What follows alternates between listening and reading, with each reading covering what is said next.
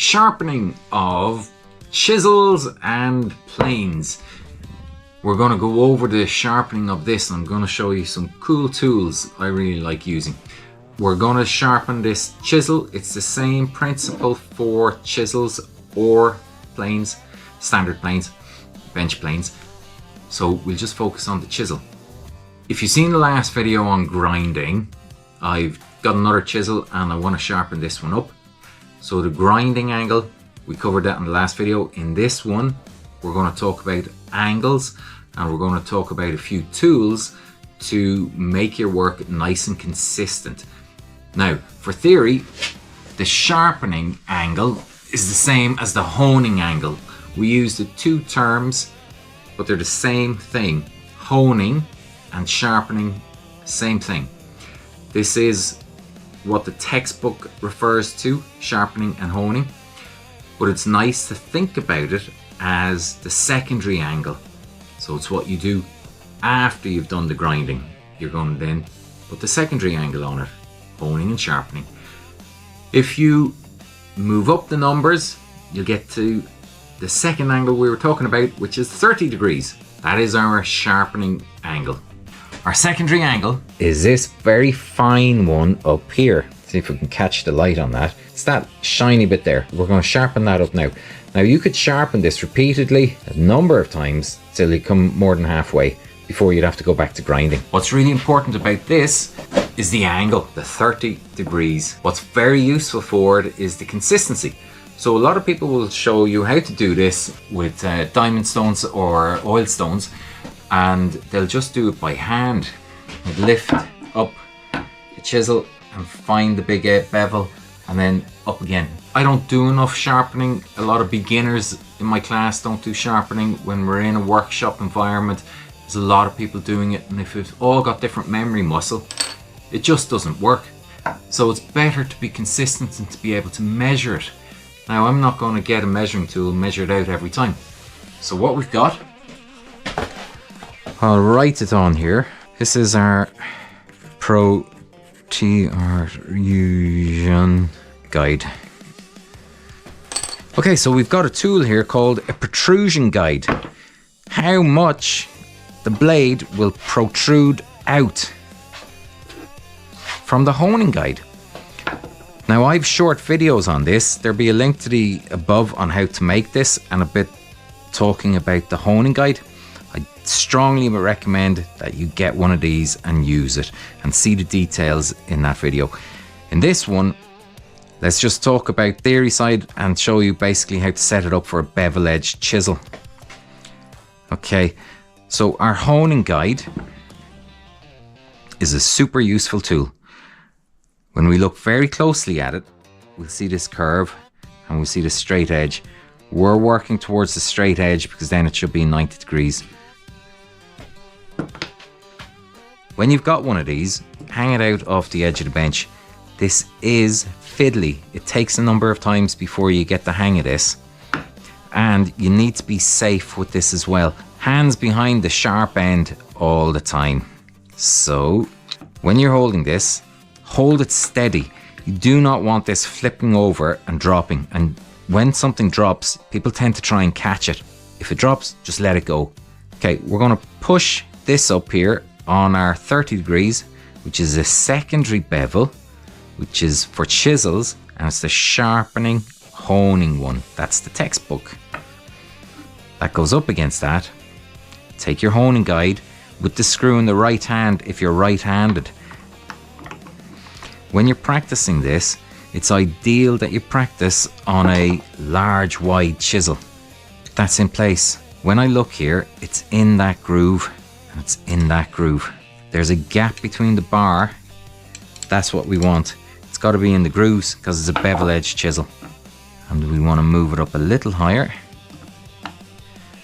Slot that there. My thumb is holding that. My fingers are underneath. Get that hand tight. You do buy special devices for tightening these up. Flathead screwdriver, but be careful not to force it too much. That will go into your hand. You get specialist screwdrivers for these where you can't do that. But when you're beginners, You have to justify the cost of that. Next, let's look at our stones. Now, when it comes to sharpening stones, you have the option of an oil stone or a diamond stone.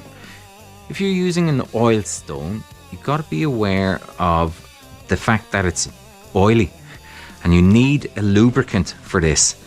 If you're using the oil stone, when you're running it on here, it needs to be in a figure of 8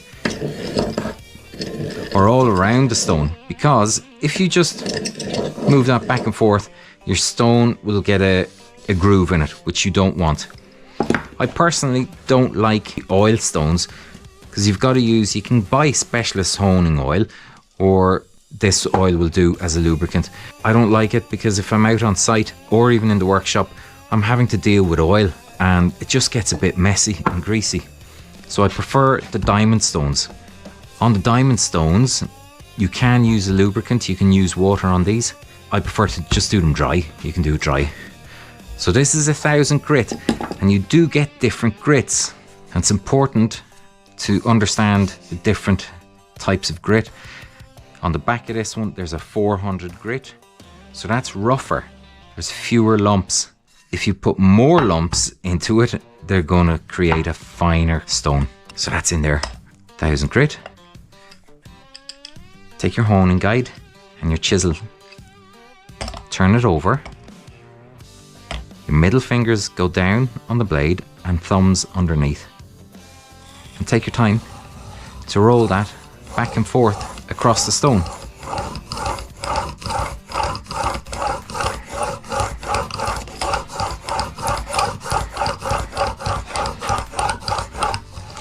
If we look carefully, you can see that black coming along here, and what it's getting is the metal fibers coming up, and that's called the burr. That's important for your studies.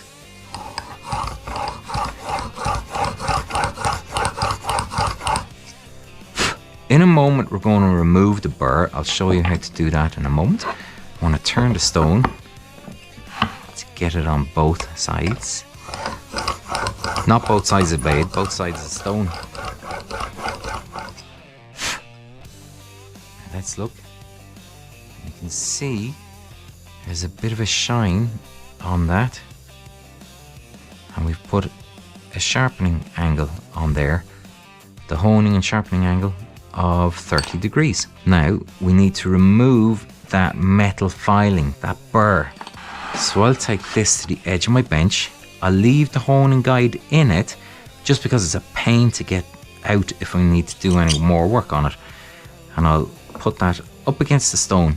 Now when I'm doing this, you're going to have to put this up here on the edge because we want to keep the back flat. You cannot drop it in here like this. A lot of my learners drop it in here and they have to start over. You need to have it flat here, and then it can drop down on the stone, and you just drag that back. Flat, drag that back. You only need to do that a few times. Then we will take a scrap piece of timber. I prefer to do this on the end grain, and you can take off the burr. Well, the burr is gone on that. That's how you remove it. Let's undo this. What do you think of a head cam view? Does this help? Let me know. I'll only know if you tell me in the comments. Is it helpful? Let's tighten that up. There's no burr on the back of that, and it feels pretty sharp. Hands behind the chisel. Check this out. So this is video 6 of our series of 55 videos of cuts and joints. As you're doing all your cuts and joints, it's super important to have a sharp chisel. And the other thing about having a sharp chisel is, what is a safe chisel?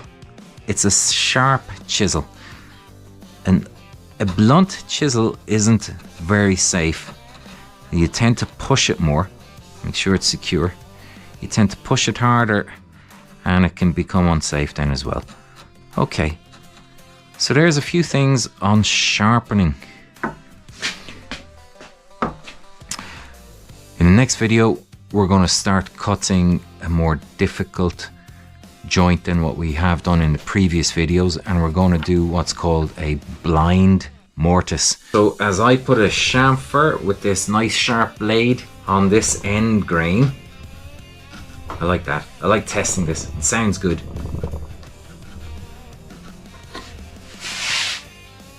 And if you want to check how sharp these chisels are, check out the next video. We're going to get into more cuts, and we're going to cut what's called a blind mortise, and that'll be the beginning of slightly more challenging cuts. See you in the next one.